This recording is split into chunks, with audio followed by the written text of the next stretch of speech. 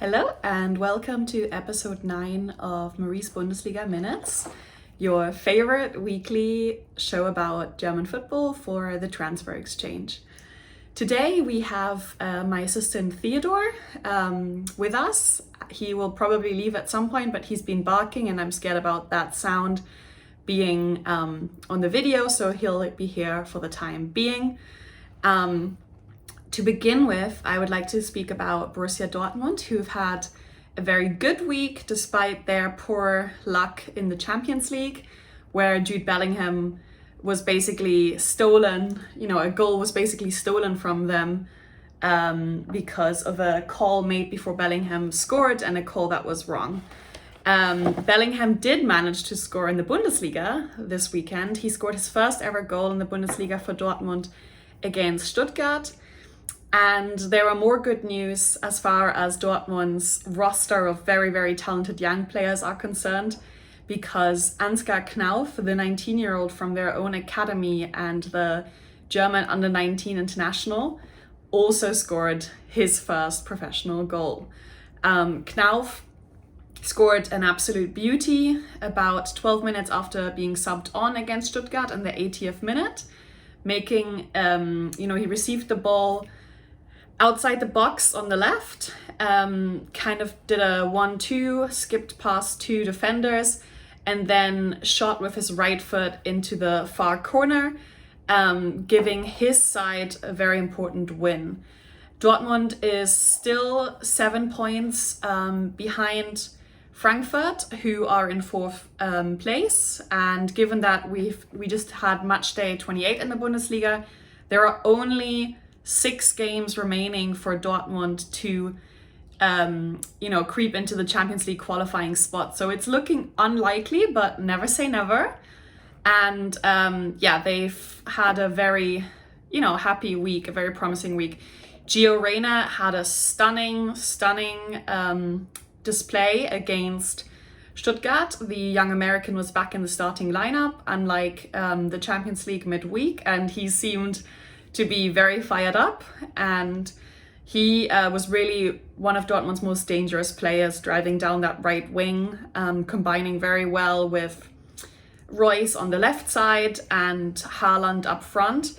Erling Haaland, incidentally, has not scored in all competitions for about 480 minutes now. So the young Norwegian is having a bit of a dip in form, but nothing to be too concerned about at his age.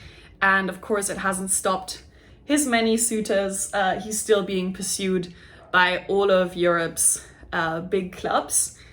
And one of Europe's big clubs is, of course, Bayern Munich. And Bayern Munich had one of their rare occasions in the Bundesliga this season where they dropped points. They came out with a 1-1 tie against Union Berlin. And it was Jamal Musiala who basically gave them the lead after 60 minutes. The 18-year-old was actually one of Bayern's best players in this game.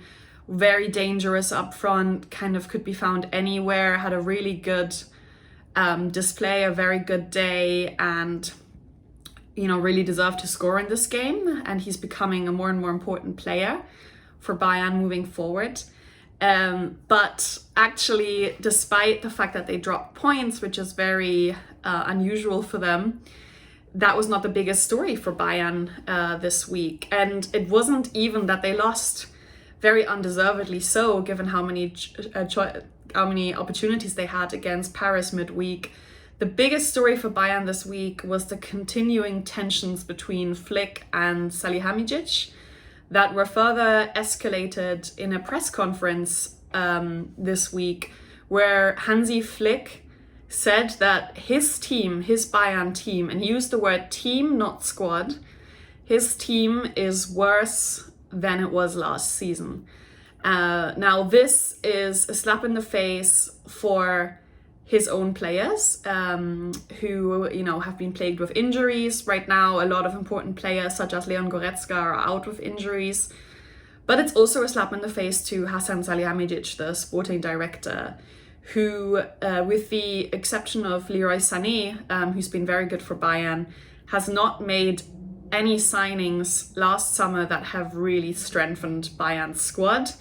And at the same time, of course, Bayern lost Coutinho and Perisic, who were good, like substitutions. Both of them weren't really starters, but they had an impact and could always be brought on in the Champions League to cause some danger up front, and played that role nicely. And of course, they also lost Thiago, one of their most important players in the past few years, who left after 7 very, very successful seasons to try his luck at Liverpool and just turned 30 years old yesterday.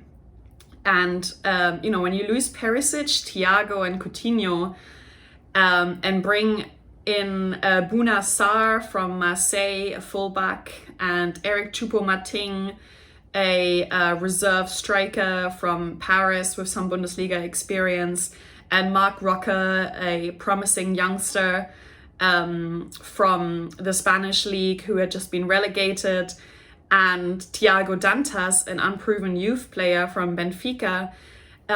Questions will be asked. Those were risky transfers. Individually, they all make sense to an extent, but they were risky transfers nevertheless, and they haven't paid off yet. Especially Sarr and Roca have been disappointing. And Dantas actually had a very good performance. He was allowed to start. He got his opportunity this weekend and had some promising moves.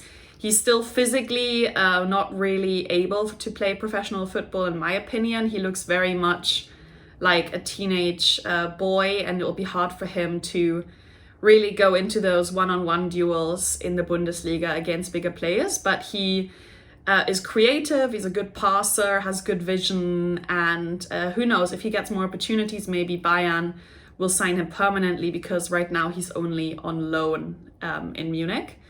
With the tensions between Flick and Salihamidzic, even Heiner, the Bayern's successor for Uli Hoeneß as club president, felt like he needed to say something, and he basically said they're not lovers, they're not a married couple, they're allowed to have some conflicts at times. But really, Hansi Flick, whose contract at Bayern runs until 2023, it's looking more and more likely that he will leave the German record champions this summer, so 2 years before his contract ends, and join the German Federation as the first Germany coach since Joachim Löw took over in 2006 after the World Cup. So, wow. He was Joachim Löw's assistant until recent years, so he has experience with the German setup. Of course, he knows all the Bayern players, many of whom are kind of the backbones, the foundation of the German national team, very well. He's a coach who players speak of extremely highly. He's known to be very respectful of players on the bench, players on the stands who don't make the squad. He's known to be a good communicator and a very, very able tactician. And all of this bodes well for a Germany coach. So for the German Federation, it would be a great reinforcement, a great replacement for Löw. And for Bayern, it would mean that yet again, they have to find a new coach. And for many years, this has been said to be Julian Nagelsmann, that he will eventually make the move to Bavaria. He's incidentally from Bavaria. He has a playing and coaching past at 1860 Munich, Bayern's local rival. But he's always been a Bayern fan, and he was never made any secret of that. His family has built a house in Munich. He said he eventually wants to retire in Munich and live there. And it got to the point, this flirtation was so open between the club and the coach. Uli Hoeneß complimented him very publicly a few years ago. It got to the point where in 2018, Nagelsmann was spotted in the Allianz Arena in the stands wearing a red coat, a red pea coat, and everyone was saying, "Oh my God, this is his Bayern Munich coat." It really escalated. So it would be a lot earlier for the coach in his 30s to take over one of the world's biggest clubs than many people expected, but it wouldn't be a complete surprise. His contract at Leipzig runs until 2023, so it was likely that Bayern would have to pay a large fee to Leipzig to get him to leave Leipzig. And Leipzig, of course, they're only 5 points behind Bayern now, given that they won very convincingly this weekend and Bayern only tied. So they're still in the title race. And their own understanding, having had that excellent run to the semi-finals in the Champions League last year, their understanding of themselves as a club with a lot of financial backing, many good players, is that they're also trying to be a European super club in the present and in the future. So who knows? They might even say, nope, Nagelsmann, you still have 2 years and we're making you stay. So watch that space, because that's likely to get interesting. Now, speaking of European football, Eintracht Frankfurt, very much the team of the moment, played in the most interesting match this match day. They beat Wolfsburg, their Champions League rivals. Those teams are in the 3rd and 4th spot, respectively, in the Bundesliga rankings. They beat Wolfsburg 4-3. And it was a match that showed everything that makes Frankfurt such an exciting team right now. Attacking football, play along the wings, fantastic strikers.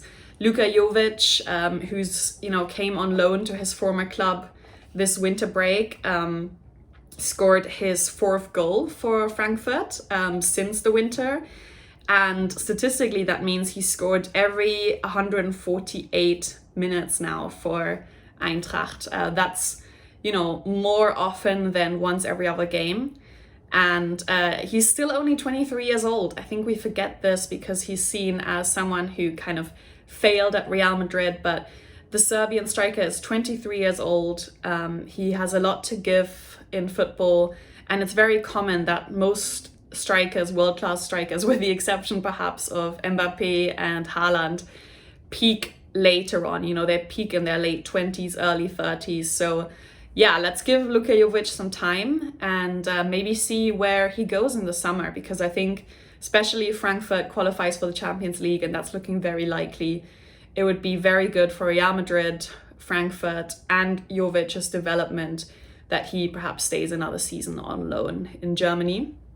Daichi Kamada, the young Japanese playmaker, is having a fantastic season as well. He's only 24 years old. He has scored 5 goals and provided 14 assists this season. His contract in Frankfurt is still until 2023. Freddy Bobic, of course, the general manager at Frankfurt, has done fantastic work signing players and tying them down for long-term contracts. But Kamada is a player who I see playing for a bigger European club not too far into the future. He's one of those players who I like to say we pay to the stadium, tickets to the stadium to go and see, back when we were able to do that. Hopefully we can do that again soon with people starting to be vaccinated across Europe. And, he has a lot of tricks up his sleeve. He can dribble past players. Obviously, with 14 assists this season, he can set up goals. And he's really one of those players that can make everyone around him on the pitch look better. He's very much a classical number 10, sometimes lazy defensively. But, you can forgive that if you have the qualities that this Japanese playmaker does have. And then, of course, André Silva, who has long been linked with Manchester United, the 25-year-old Portuguese centre-forward. Especially if he performs well with Portugal in the Euros this summer. Portugal, of course, is in a group, in the group stages, in a group with France and Germany. So some tough opposition, but, he'll face many defenders that he knows from the German league. Silva, of course, is also still doing well. He also scored this weekend, and he still has the second most goals in the Bundesliga, second only to Robert Lewandowski. And, he's being rumored his rumored price tag is 75 million euros. So when Freddy Bobic leaves, and it's very likely that he will leave, the general manager who's really elevated Frankfurt to European heights in the past few years and built a great team there. When and if he leaves, that will be a great parting present, getting such a large sum for a Portuguese striker who came in recent years for a single-digit euro fee and will then leave for about 8 to 10-fold that amount. So yeah, Adi Hütter, their coach, who has been at Frankfurt since the departure of Niko Kovac, has also done very well, is popular with his players, and is being linked with Gladbach as a potential replacement there for Marco Rose, who will leave for Dortmund in the summer. So it would be a shame if he leaves, because it's actually looking like Frankfurt is going to qualify for the Champions League, and Gladbach, his rumored destination, will not qualify for Champions League football. So we'll see what happens there. And the last thing I just wanted to mention today is Schalke has secured their second Bundesliga victory of the season. Sunday morning, they beat their relegation rivals Augsburg 1-0 at home through a goal by Suat Serdar, and gave their fans a little bit of hope against all odds. But it's looking very unlikely that they'll be able to launch a comeback effort so late in the season. But just something to keep in mind, especially because Schalke does have very good players like Suat Serdar, Amin Arid, Omar Mascarell, Malik Chiao, Klaas-Jan Huntelaar, Matthew Hoppe, who are now all playing for a new contract. Many of them will not want to go down to the second division with Schalke when Schalke becomes relegated. So, they have 6 more games to put themselves in the window and advertise their services to other clubs who might be interested in their services next season. All right, that's it from me and Theodore today. Next weekend, I will hopefully be recording outside again, and Theodore will not be with us. But today in New York City, it's very foggy and rainy. So I am inside here, and I hope that you enjoyed this episode. As ever, you can follow me on Twitter at Marie Schubo. That's MARIESCHUBO. And I hope to hear from you. All right, goodbye.